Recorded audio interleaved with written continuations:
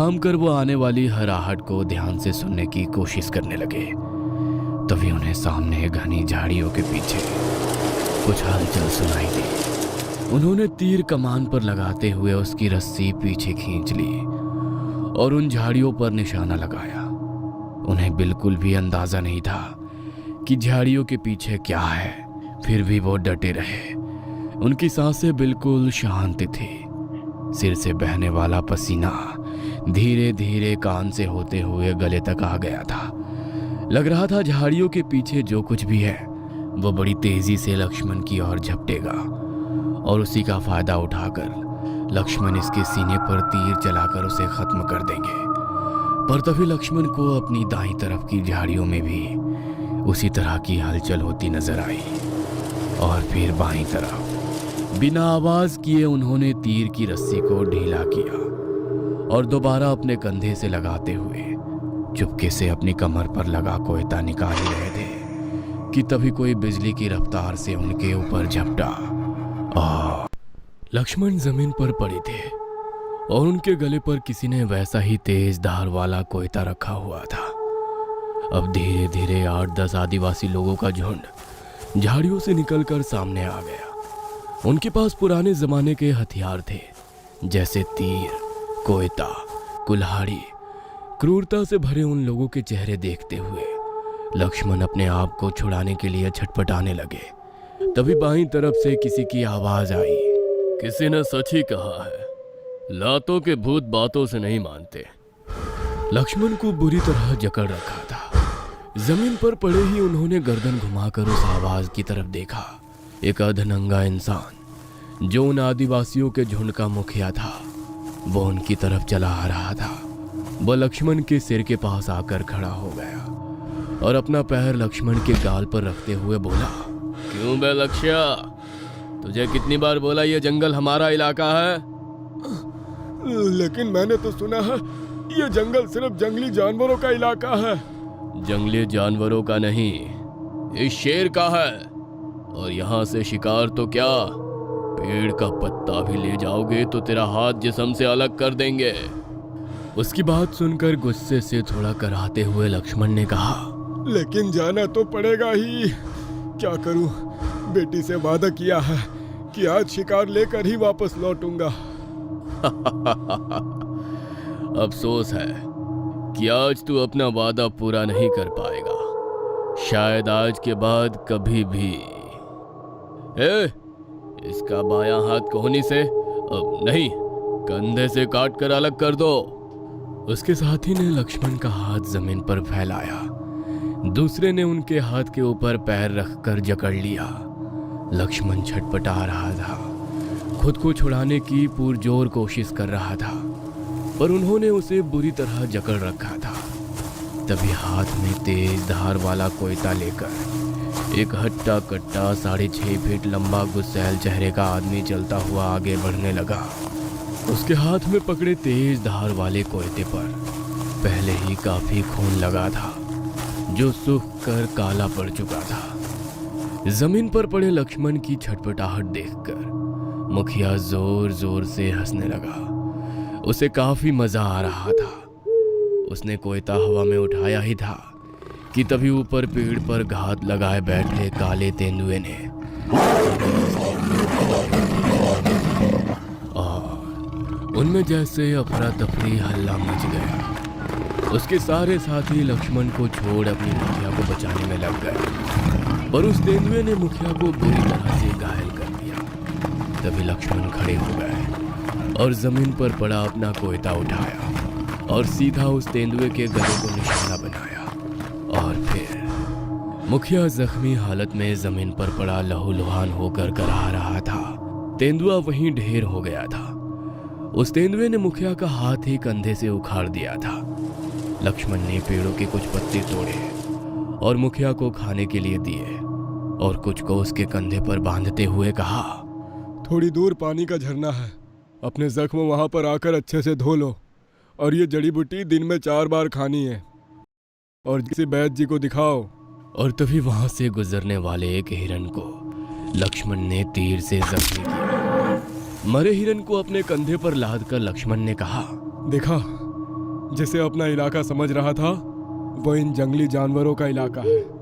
तेंदुआ हिरन पर घात लगाए बैठा था, पर तुम बीच में आ गए, और जो तेंदुए का शिकार बनने वाला था वो, सच कहूँ तो घुसपैठिए तो हम दोनों हैं जो इनके इलाके में घुसपैठ कर रहे हैं। जाते जाते लक्ष्मण रुके और मुखिया से कहा, खुद को शेर कहने से हम इंसान शेर नहीं बन जाते। शेर तो एक जानवर है जो अपने से कमजोर का शिकार करके अपना पेट भरता है। सच कहूं तो जानवर बनना आसान है, पर इंसान बने रहना उतना भी मुश्किल नहीं है। लक्ष्मण हिरन को कंधे पर लिया और अपने घर के रास्ते आगे। वहीं दूसरी तरफ उस दल के लोग अपने जख्मी मुखिया को उनके इलाके में ले जाने लगे। रात हो गई थी। उस छोटी सी कुटिया के एक कोने में जल रहे दिए की पीली धुंधली रोशनी पूरी कुटिया में फैली हुई थी। सफेद मिट्टी की दीवारों पर चूने से कई जगह स्वास्तिक का निशान बना था। बच्चे तो कब के सो गए थे। उसकी नजर विमला पर गई, जो आज कहानी बगैर सुने सो गई थी। उसे देख लक्ष्मण को अपना बचपन याद आ गया। नवरात्रि का त्योहार शुरू हो गया था। एक कोने में देवी माँ की प्रतिमा के सामने दीपक की जलती लौ के ऊपर नजरें गड़ाए अपनी माँ की गोद में सर रखकर जमीन पर लेटे हुए लक्ष्मण ने पूछा, माँ, राक्षस इतने खूंखार होते थे? हाँ बेटा, बहुत खूंखार, निर्दयता से भरे, क्रूर, जिन्हें बेगुनाह मासूम लोगों को बेरहमी से मारना, उनका रक्त पीने में उन्हें आनंद मिलता। मासूम लोगों को मारते वक्त उनको रोता बिलखता देखकर वे जोर जोर से हंसने लगते। अच्छा हुआ सब राक्षस धरती से चले गए। तुम्हें किसने कहा कि सारे राक्षस धरती छोड़कर चले गए? फिर कहाँ है? बोलो ना माँ। तभी पीठ पर लगे जख्म पर कपड़े में लिपटी गर्मी ईंट को रखते ही लक्ष्मण यादों से बाहर निकले। कोने में जल रहे चूल्हे की आग अभी भी धधक रही थी। लक्ष्मण की पत्नी ने चूल्हे पर गर्म की गई ईंट को एक कपड़े से लपेट लिया और लक्ष्मण के जख्म को सेकने लगी। क्या जरूरत थी उनके इलाके में जाने की? अगर आपको कुछ हो जाता तो हमारा क्या होता? लक्ष्मण के पास कोई जवाब नहीं था। बस उन्हें अपने परिवार का पेट भरना था, किसी भी कीमत पर। विमला सो गई? हाँ, आपसे कहानी सुनने के लिए बैठी थी, राह देखते देखते सो गई। तभी कुटिया का बांस की लकड़ी से बना दरवाजा खिसकने की आवाज आई। उनका सबसे छोटा भाई रंगा अंदर आया और दीवार से सटकर बैठते हुए बोला, वो दंगड़ू संदेश लेकर आया था, ताई को लड़की हुई है। ये सुनकर लक्ष्मण का चेहरा खुशी से खिल गया। अरे वाह, यह तो बड़ी खुशी की बात है। हाँ भैया, इतवार को बेटी का नाम रखने के लिए हम सबको बुलाया है। ठीक है, बच्ची के लिए कपड़े और कुछ चांदी का गहना ले आना। मैं पाटिल जी से बात करूंगा, हम उनके खेत सींचते हैं तो वे कुछ पैसे दे देंगे। पहली बेटी के लिए कुछ नहीं ले सके थे। और हाँ, इतवार को तड़के सुबह ही निकलेंगे, रात वहीं ठहर कर सुबह वापसी करेंगे। अपने बड़े भाई के जख्मों की तरफ देखकर वो बोला, भैया हम 4 भाई हैं, फिर भी आप अकेले शिकार पर जाने की जोखिम क्यों उठाते हैं? अरे ऐसी बात नहीं है। आज के बाद आप अकेले कहीं नहीं जाएंगे और ना हम आपको जाने देंगे। इतवार का दिन पूरे घर में चहल पहल थी। छोटे बच्चे नए कपड़े पहनकर तैयार हो रहे थे, तो एक तरफ घर की औरतें भी तैयारी में लगी थीं। अभी सूरज निकल ही रहा था और 12 से 15 मील का सफर उन्हें पैदल तय करना था। सब जाने के लिए निकले। 4 शादीशुदा भाई, उनकी 4 पत्नियां और बड़े भाई के 3 बच्चे, 10 साल का लड़का, उससे छोटी 8 साल की बेटी और 5 साल की एक और बेटी, दूसरे भाई के 2 छोटे लड़के। इस तरह 13 लोगों का कारवां जंगल के रास्ते अपने बहन को मिलने निकला। औरतों ने सिर पर लकड़ी की कुछ टोकरियां ली थी। गांव की हद खत्म होते ही सामने एक संकरी सड़क पर से गांव के बुजुर्ग पुजारी आते नजर आए। पुजारी जी सामने आते ही लक्ष्मण ने झुककर उनके पैर छुए और हाथ जोड़कर कहा, राम राम बाबा। राम राम। अरे लक्ष्या, इतनी सुबह कहाँ जा रहे हो? जी, छोटी बहन को बेटी हुई है, आज नाम रखने की रस्म है, आशीर्वाद दीजिए। अरे वाह, ये तो अच्छी बात है। माँ बेटी को मेरा आशीर्वाद बोलना।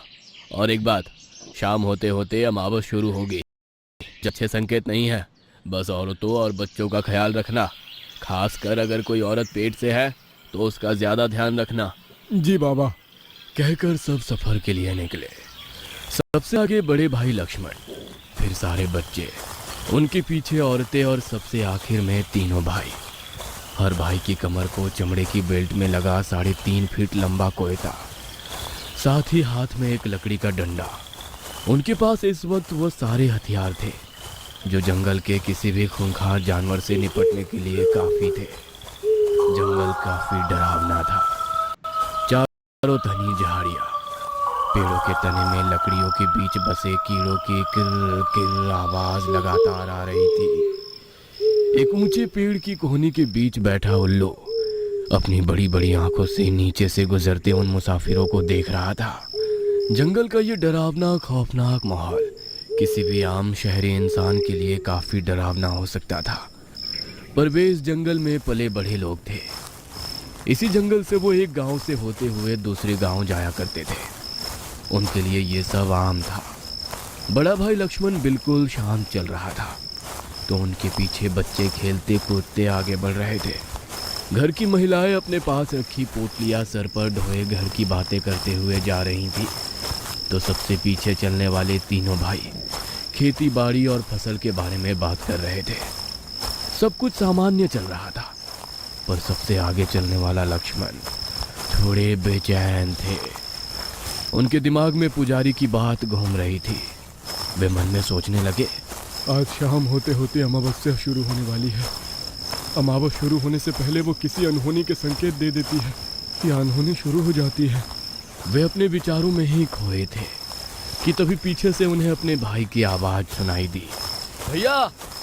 अपने कमर पर लगे कोयते पर हाथ रखकर वे झट से पीछे मुड़े, तो छोटे भाई ने कहा, भैया, बच्चे आम खाने की जिद कर रहे हैं।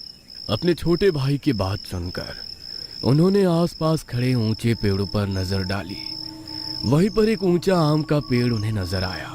ठीक है, पर जरा संभल कर ऊपर चढ़ना। सब वहीं पास ही दूसरे पेड़ की छांव में आसपास बैठ गए। लक्ष्मण भी एक पेड़ की छांव में बैठकर सबकी तरफ देखने लगे। महिलाओं ने भी अपने सर पर ली टोकरियां जमीन पर रख दी। बच्चे थोड़ी देर खेल कूद करने लगे, पर लक्ष्मण अभी भी चिंतित थे। लक्ष्मण धीरे धीरे अपने भाई की गर्भवती पत्नी की ओर देख रहे थे। उनकी आंखों में चिंता और बेचैनी साफ झलक रही थी। बाकी सभी महिलाएं बातें कर रही थी और बच्चे हंसी खुशी आम खा रहे थे, लेकिन लक्ष्मण का ध्यान पूरी तरह से अपनी छोटी पर टिक गया था, जो चुपचाप बैठी थी। उसकी खामोशी बाकी सबकी चहलकदमी से बिल्कुल अलग और असामान्य लग रही थी। जब किसी ने उसके सामने पके हुए आम रखे, तो उसने सिर हिलाकर मना कर दिया। उसका चेहरा बेहद शांत लेकिन अस्वाभाविक था। लक्ष्मण की छठी इंद्रियों ने जैसे खतरे का संकेत दिया। वो उसकी हर हरकत को ध्यान से देख रहे थे। तभी उसने अचानक लक्ष्मण की ओर देखा। उसकी नजरें इतनी ठंडी और भेदती हुई थी कि लक्ष्मण के रोंगटे खड़े हो गए। और फिर जैसे एक पल में सब बदल गया। उसके चेहरे पर एक अजीब भयावह परिवर्तन होने लगा। उसकी त्वचा पहले पीली पड़ी और फिर गहरे काले रंग में बदल गई। बाल जो अब तक बंधे हुए थे एकदम बिखर कर उसके कंधों पर लटकने लगे।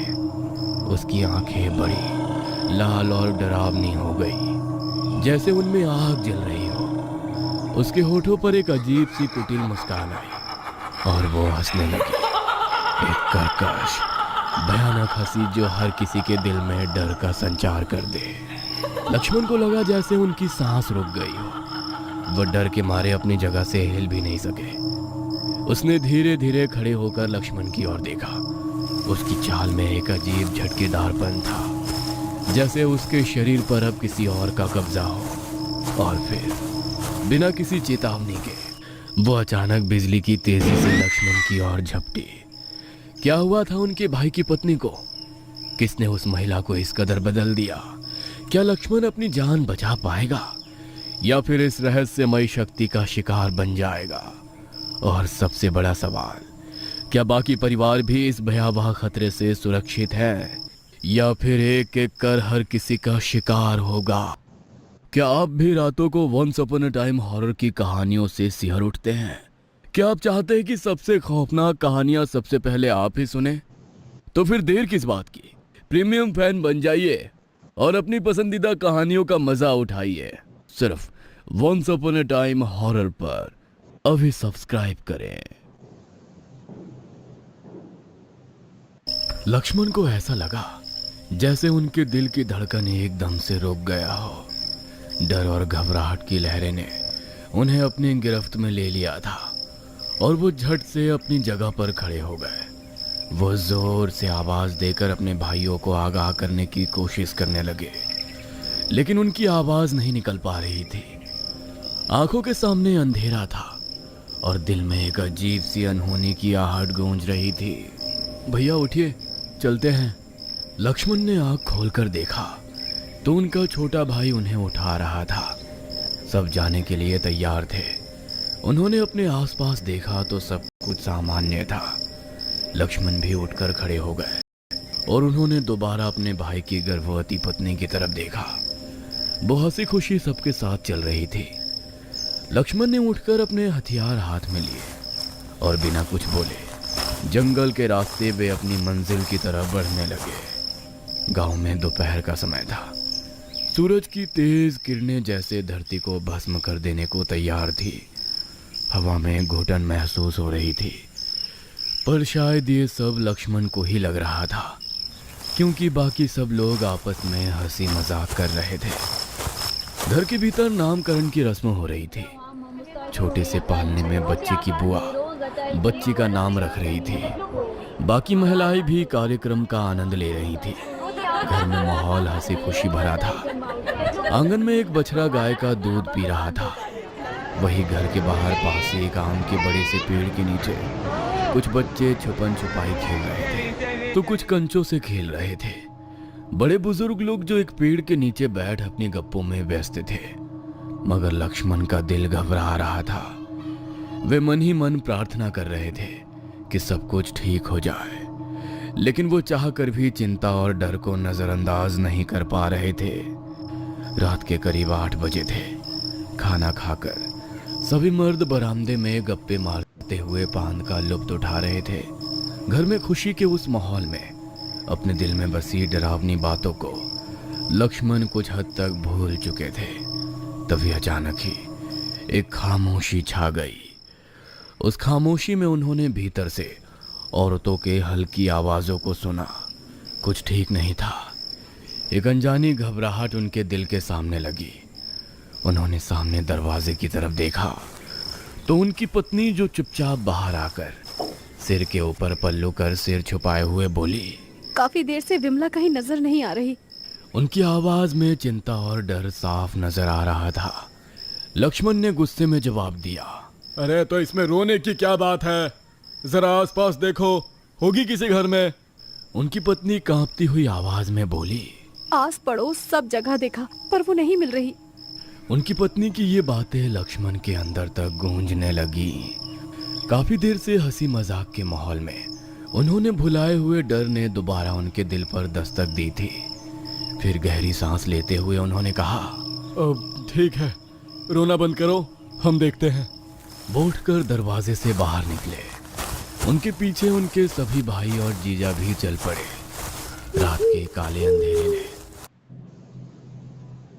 आज रात तो खलीबली मचाना है। ऑफ कोर्स, पर पहले स्टिंगो नाइट फ्यू। रात के 3 बजे, सुबह के 4 बजे। Sting gold night few, energy का किंग स्टिंग। सब कुछ निगल लिया था। गांव और दूर दराज का होने के कारण वहां बिजली की कोई सुविधा नहीं थी। घर घर में किरोसिन के दिए रोशनी का एकमात्र जरिया था। किसी ने घर से एक लालटेन हाथ में लिया था। उस लालटेन की रोशनी में अब वो पूरे गांव को खंगालने में लगे थे। घर घर, गली गली, सड़क सड़क, खेत खलिहान, कुआं, नाले, हर मुमकिन जगह पर विमला की तलाश की, लेकिन काफी ढूंढने के बाद भी वो कहीं नहीं मिली। रात गहराने लगी।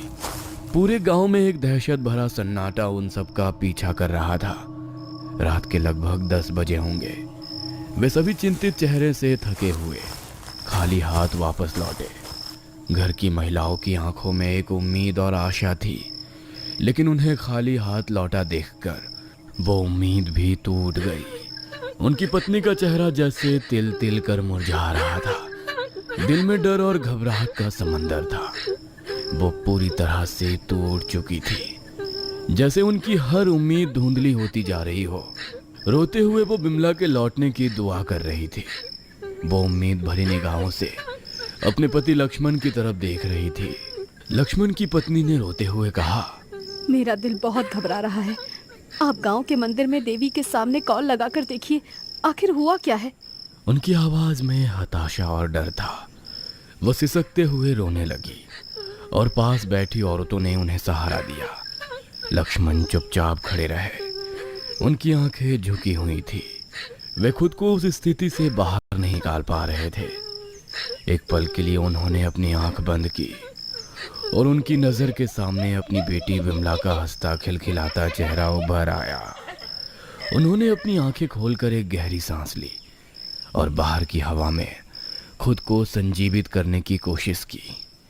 वे अपनी जगह से उठकर खड़े हो गए और तेज कदमों से घर से बाहर निकले। उनकी धड़कनें तेज हो गई थी, जैसे किसी ने उनकी छाती पर भारी पत्थर रख दिया हो। उनके कदम तेजी से उठ रहे थे, लेकिन दिल में एक अजीब सी घबराहट उठ रही थी।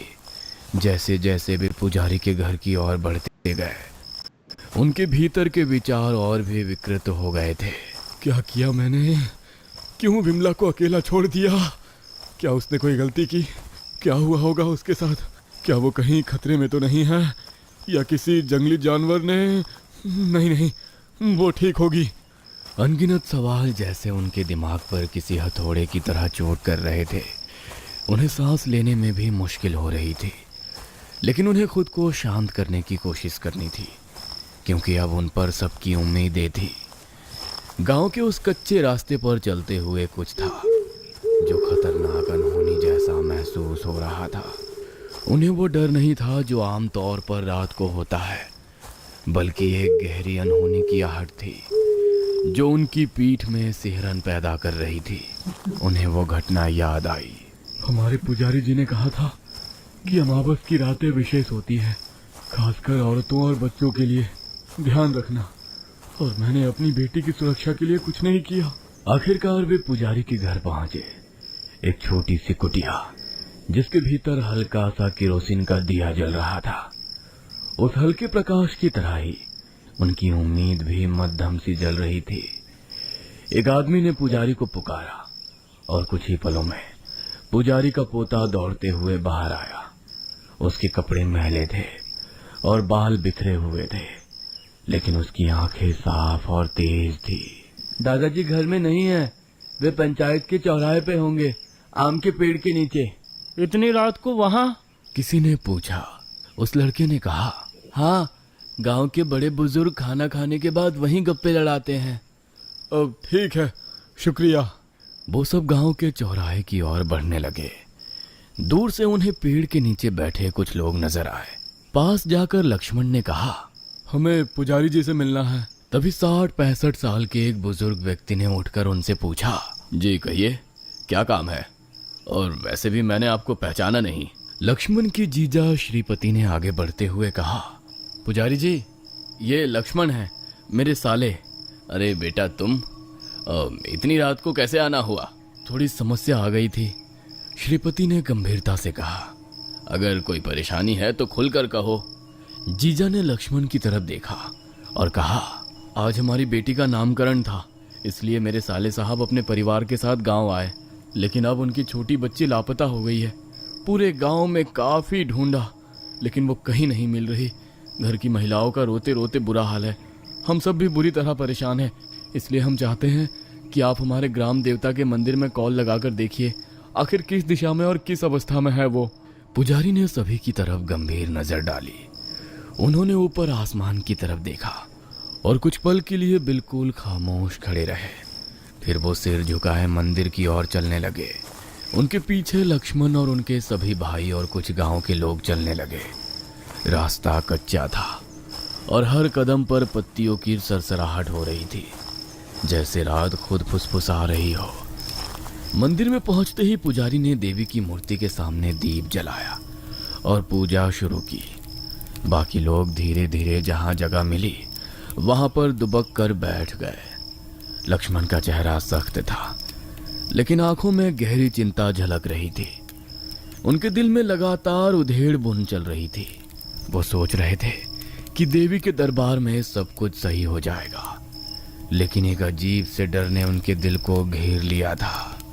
मंदिर में जलते दीपक की लौ तेज हवा में हिलने लगती है। दीपक की उस लौ को देखते हुए लक्ष्मण को बचपन की बात याद आ गई। वे अपनी माँ के पास बैठे दीपक की चमक और माँ के चेहरे पर झलकते रहस्यमय भावों को देख रहा था। कहाँ गए सारे राक्षस? और किसी राक्षस की कहानी सुनाओ ना। राक्षस तो सुनो। 2 महाशक्तिशाली राक्षस जिनका नाम शुंभ निशुंभ था, असीमित शक्तियों के मालिक, धन दौलत ताकत, जिससे उन्होंने तीनों लोकों में आतंक मचा दिया था। इंद्र भगवान को हराकर स्वर्ग अपने कब्जे में कर लिया। इंद्र को अपना स्वर्ग लोक छोड़कर भागना पड़ा। हर तरफ हाहाकार मचा था। वे राक्षस इंद्र से भी बलवान थे? हाँ बेटा, बहुत बलवान थे। सारे देवी देवता बेबस हो गए थे। तीनों लोकों पर उन असुरों ने अपना अधिराज्य स्थापित किया। मासूम लोगों की बलि दी जाने लगी। सब हाथ जोड़कर भगवान शिव और विष्णु को इन राक्षसों से छुटकारा पाने के लिए याचना करने लगे। और भगवान विष्णु ने अपने सुदर्शन चक्र से उनको मौत के घाट उतारकर सबको उनके आतंक से मुक्ति दी होगी ना? नहीं बेटा। फिर हमारे शिव जी ने अपने त्रिशूल से उसके कई टुकड़े करके उसको नर्क में भेजा होगा। नहीं बेटा। मतलब वे शिव और विष्णु जी से भी शक्तिशाली थे? बिल्कुल नहीं। लेकिन सबसे शक्तिशाली होते हुए भी भगवान विष्णु और शिव जी उन राक्षसों को नहीं मार सकते थे। वो क्यों? क्योंकि उन राक्षसों को ब्रह्मा जी का वरदान प्राप्त था। उनको ना कोई देवता मार सकता था, ना असुर, न पशु पक्षी यक्ष गंधर्व, कोई नहीं। शुंभ निशुंभ की सेना में एक से एक खूंखार निर्दयी दानव थे। उन्हीं में से एक था रक्तबीज। उस दानव को वरदान मिला था कि उसके शरीर से जमीन पर गिरने वाली हर एक बूंद से रक्तबीज जैसा एक और दानव जन्म लेगा। अगर भगवान शिव और विष्णु जी ही उसका वध नहीं कर सकते, तो अब मासूम लोगों की रक्षा कौन करेगा? बताओ ना माँ। अब मासूम लोगों को उनके आतंक से कौन मुक्त करेगा? अब कहाँ जाएंगे वे डरे सहमे बेबस लोग? बेटा, मेरे एक सवाल का जवाब दोगे? हाँ माँ, बोलो ना। जब तुम्हें किसी से सबसे ज्यादा डर लगता है, तुम घबरा जाते हो, तो तुम्हें सबसे सुरक्षित कहाँ महसूस होता है? तुम्हारी गोद में। बस यही तुम्हारे प्रश्न का उत्तर है। मतलब? तभी पुजारी जी की आवाज लक्ष्मण के कानों पर पड़ी। आंखें बंद करके देवी के सामने कुछ मंत्र बोलने लगे। हर एक इंसान के चेहरे पर तनाव था। पता नहीं पुजारी जी के मुंह से क्या निकलेगा। पुजारी जी एकदम से चुप हो गए। उन्होंने मूर्ति की तरफ देखकर हाथ जोड़े और पीछे बैठे लक्ष्मण की तरफ देखा। पुजारी जी के गंभीर चेहरे को देखकर लक्ष्मण समझ गए कि कुछ हुआ है, कुछ बहुत बुरा। पुजारी जी ने लक्ष्मण की तरफ देखकर कहा, बेटा, तुम्हें थोड़ा धैर्य से काम लेना होगा। पुजारी जी की बात सुनकर लक्ष्मण का दिल भर आया। क्या बात है? वो जिंदा तो है ना? बेटा, अब तक तो जिंदा है, पर क्या? ज्यादा देर तक जिंदा नहीं रहेगी। क्या किसी जंगली जानवर ने? नहीं, ये काम किसी जंगली जानवर का नहीं। तो फिर? बेटा, अब मैं जो कुछ भी बताने वाला हूं उसे अपने कलेजे पर पत्थर रखकर सुनना। तुम्हारी बच्ची को ना कोई जानवर ले गया है और ना कोई इंसान। वो क्या चीज है जिससे पुजारी जी भी इतने खौफ खा रहे हैं? लक्ष्मण की बच्ची को कौन और कहां ले गया है और उसे बचाने के लिए लक्ष्मण क्या करेंगे? क्या ये किसी भयानक अनहोनी की शुरुआत है जो गांव में मौत का तांडव करेगी? अब तक तो जिंदा है, पर क्या ज्यादा देर तक जिंदा नहीं रहेगी। क्या किसी जंगली जानवर ने? नहीं, ये काम किसी जंगली जानवर का नहीं। तो फिर? बेटा, अब मैं जो कुछ भी बताने वाला हूँ उसे अपने कलेजे पर पत्थर रख कर सुनना। तुम्हारी बच्ची को ना कोई जानवर ले गया है और ना कोई इंसान। अब आगे। तो फिर? जंगल में रहने वाला एक शैतान या कहो राक्षस उसे अपने साथ ले गया है। तुम्हारी बेटी अभी भी जिंदा है, पर वो उसे ज्यादा देर तक जिंदा नहीं रखेगा। उसका वक्त आने पर वो उसे अपना निवाला बनाकर खत्म करेगा। वो मेरी बेटी को कहाँ ले गया है?